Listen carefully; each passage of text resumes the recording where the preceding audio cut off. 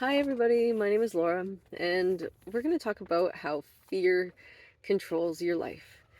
Um, Everybody comes into this world with no fear. Hungry, we're not ever really scared. Maybe scared to be alone at times, but pretty much every fear is learned.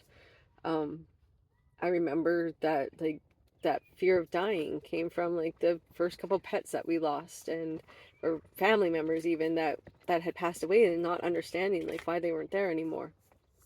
And death has been a part of my life since I was very young, so I've never really feared it per se, but I feared losing the people around me. um I was fearful of how long, making relationships and friendships, and how long those friendships would last, because I'd lost so many friends by the young age of like 10 that, um, I became very fearful of losing people in my life. So, those fears started to build up. And then with one fear came another fear. And then, as somebody died that I heard about, say, falling, or, that fear of heights and being up higher. My mom was terrified of bridges, and all those fears kind of just started to creep up.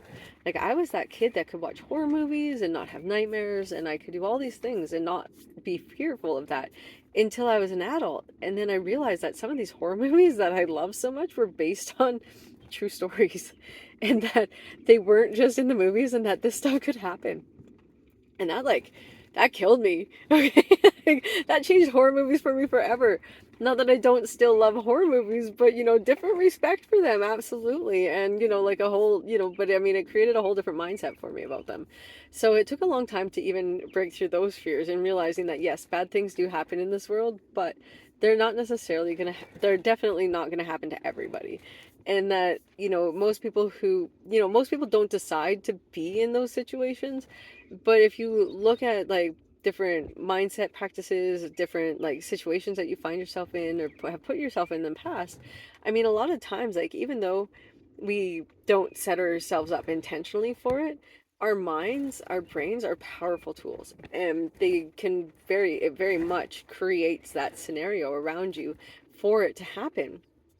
Um, like, it's very important to stay in a strong mindset and become fearless, because our fear of being poor, our fear of scarcity, our fear of not having enough to support our families or ourselves, it's all like, it all starts to linger, and those fears start to like show themselves and give them reason for being there. You actually create the effect of it happening around you, because you start to believe, because your mind dwells on it so much. And instead of dwelling in the better places, like how to make things better and how you can avoid that situation, you start dwelling on it happening. And instead of becoming creative and finding the ways to avoid those situations, you actually tend to turn backwards and actually create that situation happening, because you spend so much time there in your mind.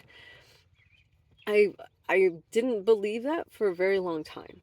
I didn't believe that that things that I was the creator of the bad things in my life, the bad relationships, and the bad, like the bad pain in my body. But I adopted that pain in my body. I adopted it from all the fears around me, from the people around me that possessed those pain traits, and believed that my life was going to be plagued by pain forever. And it was. Up until 6 months ago, I was almost bedridden for just about 3 years, just because of the pain that I was in. And the doctors kept telling me there's nothing wrong with me. And I'm like, if there's nothing wrong with me, why is it taking me 20 minutes to get out of bed to go to a bathroom in the middle of the night? Like, that's going to result in an accident. Yeah, like, if I ever have an emergent pee in the middle of the night at this point in my life, like, I'm going to have an emergency and have to clean my bed. So, it was a terrible thought. And, and I brought it to many doctors and many specialists, to the point where they finally diagnosed me with fibromyalgia. And, and I hate the terms being used that it's only in your head, but the reality was it was really only in my head. I am an empath, a very strong empath, and all of the stress from COVID, all of these people living in fear of leaving their homes and being in trouble for it, and fearful of losing everything, all of that, I absorbed that and I took that in all of the areas that I was in, and it almost killed me. It took me right down, to the point where I had pretty much felt like I had given up in life. I didn't see a future for myself. I was not, I didn't want to imagine my life at 80. And like, because if I was in this much pain at 40, how could I make it to 80? Like, there was no way in my mind that I had a future beyond this year of my life, because I didn't even want to see this year of my life. So when I found the superconscious recode, and Chris Duncan, who, has learned the process and the neuroscience behind, um, sorry, there's a spider crawling on my wall. I'm just not willing to let him out of my sight at this point.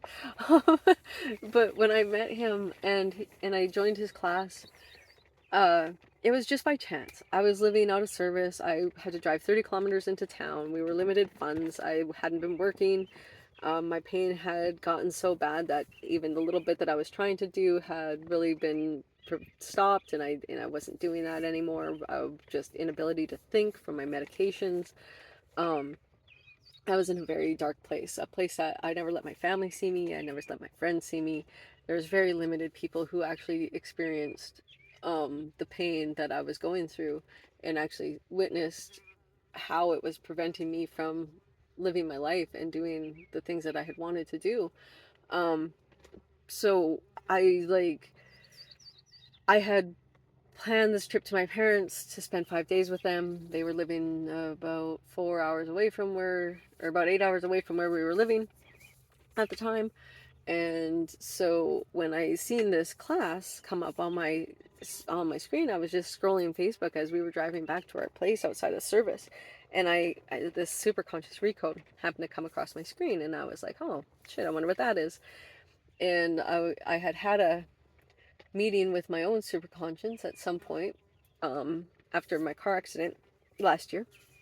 And so I was kind of intrigued, because I had never had the experience like I had had following my car accident with my higher self, and that I can recall before that. And in having that experience and seeing the superconscious recode, I had really determined that it was definitely a possibility, and that it was something that I should look into. So I screenshot it, and not having booked that or told my parents that we were coming yet, I like looked at the dates, and I called my parents up when we were back in town next and asked if, if they were available on the dates that this class was, and they were. So I signed up for the class, and we went to my parents' place. To be honest, my focus at that time in life was still not great, and I didn't put the effort or intention into learning and understanding. I was mindlessly there, um, in sheer desperation at that moment to get even a little bit of my life back. So, that being said, I still showed up. I showed up every day. And on day 3, he starts talking about the superconscious recode. So he had done one on the Tuesday, and I had slept through it. And so I'm not going to say that it didn't start the work right there, because as I've been learning this, I'm learning that I probably wasn't helped with the superconscious recode on the 3rd day. I was probably being helped from day 2. And so I believe that the second one that he did with us was just, no, excuse me, an elevation to the first one, and he gave more structure behind it. So so in doing this structured recode, pardon me, in doing the structured recode, all of a sudden my pain lifts. And so I'm not willing to say anything, because I'm thinking that I'm just imagining this, and that there's no way, after this much pain, after over 20 years of my life of being in pain, I did everything in my life with this lingering pain. and always and overwhelmed, always overwhelmed. Yes. Now, that's probably a truthful statement, overwhelmed. Um, and I lived like that my whole life. And so all of a sudden, like, I'm pain free. And I'm just like, no way. There's no way. And I doubted it. I doubted it a lot. I really did. And I honestly um didn't tell anybody for a few days, in which case I told my boyfriend first, and we did a hike and we cleaned our place and I dug a hole looking for gold, and I was hurting for the next 2 days. Like, I will be honest, I did like have like that natural pain. Like, I hadn't been able to work out in 3 years. I had no muscles. I had like zero like frame to me. I was a shell. I was a shell of who I had ever been in my whole life. And in all of my pain, the only thing that I had said that had ever saved me was the fact that I had strength still, that I still worked out, that um, I still had this determination to have a life. And then when the pain took me to bed and I wasn't working out anymore, and we were doing the hikes when I could do the hikes, but I couldn't lift anymore, I just couldn't do it. I would do it and then it would send me spiraling so badly. And after a car accident, I mean, the relief that I had was from the chiropractor and massage. And my massage therapist one day, he's like, I'm just going to do a little bit of work on your left side since your right side's bad. And he's working on my left side. And I'm just like, ooh, ah. And he's like, isn't it your right side that's bad? And I'm like, yeah, apparently the left side's catching up. So, and another devastating moment to me, because I was like, man, I just didn't know where to go from there. And I was in so much pain. And now that fear of being in pain and that fear of living happened, I didn't want to wake up every day. There was such a be a such big fear in my life that I was holding on to so much of my own emotions, my own letdowns, that I let down myself, emotions of like blaming other people for letting me down. Just I had, and then like that fear of, what if I do get my health back? If I do get my health back, what do I do? Because now I haven't had anything for so long. I haven't done anything. I haven't like, and I've lost so much time. Like, I used to work 18-hour days doing construction. I worked hard. I was not easy on my body. I worked at the airport for 4 years lifting baggage. And then after 3.5 years, and after 3.5 years, I finally had to go up on the ramp, off of the ramp onto, and I did a gate check because I couldn't handle lifting the bags up over my head anymore. From like, I mean, that's a hard job. Like, kudos to anybody, any ramp agent out there, because man, those guys work their bags off for nothing. And and just to have people bitch about like how their stuff is being treated. Pack less, people. That's all I got for that one. Pack less. You want your bag treated well, make it under 30 pounds, because unless it's under 30 pounds, your bag is going to get tossed, because we have a job to do in 5 minutes, and and every bag over 50 pounds becomes a liability on our bodies. So that just, food for thought if you're a big traveler. um and you want your stuff to remain in good condition. I know everything's expensive nowadays, but um you also have to think of that. If you can afford to bring all of this stuff with you, then pay the extra $50 for a bag, a second bag, so you can like make it a lot easier for the people handling your stuff, and it'll be get treated a lot better. um so that was a little off topic, but I figured I should throw that in there. Just because, I feel like that hard work on my body was definitely, like a contributor to where I was like just 6 months ago. So um in doing this recode, I have been pile driving the information in my head and doing all of the spiritual work and the inner growth on myself, because I don't want to have knowledge that I'm not sharing with others that could save or increase the value of somebody's life. My life wasn't worth anything to me anymore. I've always been that positive person, that one that with a big smile, that no matter how bad life has gotten and no matter what it's done to me, like, I've always had that smile on my face and always look for the positive side of things. Like, even in this last 3 years of being almost bedridden, I mean, I fell and I hurt my back on the floor, and my friend came in, and I was like, well, you know, you text me and said you were naked watching TV the first time you ever text me, and I'm like, and now I'm naked on the bathroom floor. I'm like, this is a turn of events, isn't it? And we laughed and we laughed and we laughed, and then when Brandon came in and asked us what we were laughing about, we are like, I don't know, I don't remember. It was just that moment of like, connection, and just something that I had longed for and that I had missed, and I hadn't laughed like that in a long time. And here I was, like, broken, thought I broke my back, laying on the bathroom floor, and we were just howling. And I'm like, don't move me, don't let me move. I'm like, I'm positive my back is broken. And I really was. I was terrified. Probably the least movement I've ever made in my whole life was in those moments waiting for the ambulance and stuff to come get me, because I hit that. I had no chance. I yard sailed that shit. I freaking 1 foot on the ground, turned to grab the towels that were just outside the door, grabbed the towels, turned to come back in, and not even, like, no chance. Straight up, straight down, right on my back, right on the stair. And we had to stare down into our bathroom at that time. So yeah, it was a yard sale. It was an absolute mess. And like, Brandon said I folded like he'd never seen a human fold before, and he didn't question me when I said I thought I broke my back, because he had thought the same thing. And he had no chance. He was head under water, no glasses on in the shower, rinsing out soap out of his hair in our freezing cold shower because our hot water had already ran out. And like, he was already trying to hurry, and then here I just yard sale the shit, like, boom. So every pain and everything was just amplified throughout my body, and it was just a horrifying experience. So that being said, one of the biggest things that I've taken after, like, being able to put this in perspective and take and learn the recode that was used on me, and as well as the mindset that had to follow to continue to grow and to take that pain and to protect myself from the energies around me that had put me in that pain, um, has taken, over 6 months now to really feel comfortable and confident in what I learned.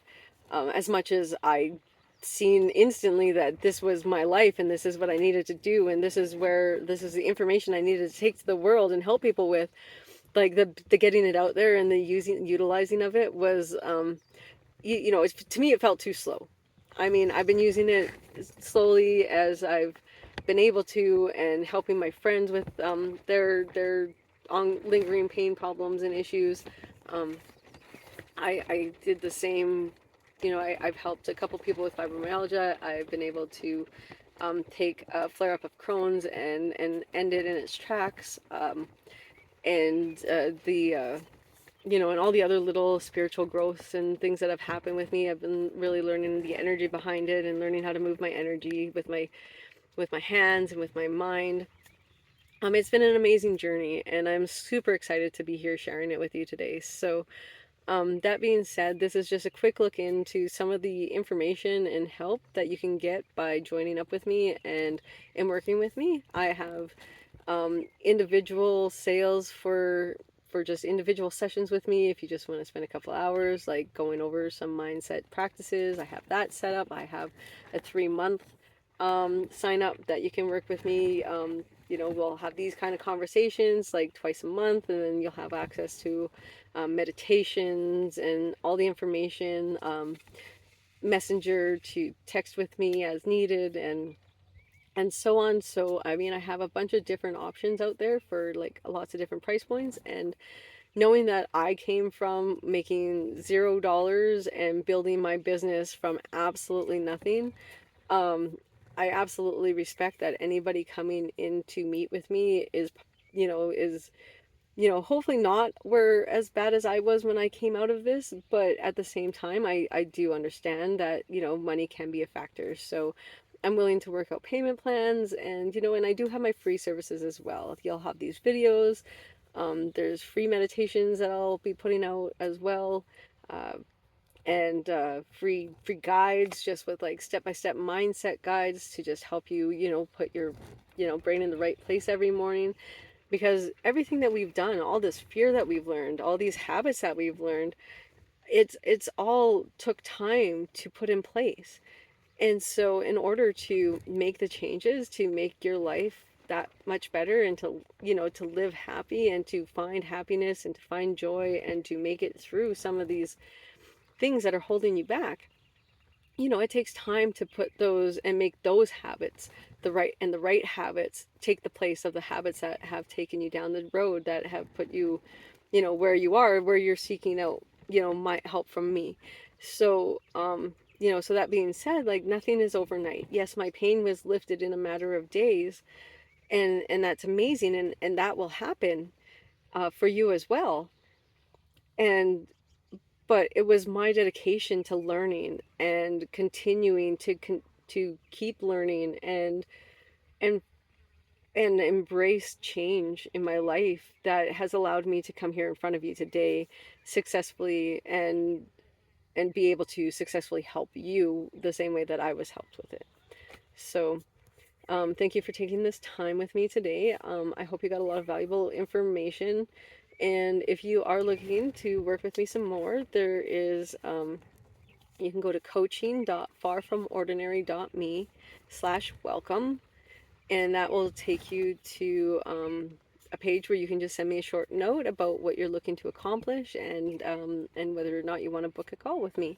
So thanks again for listening, and I'll talk to you soon.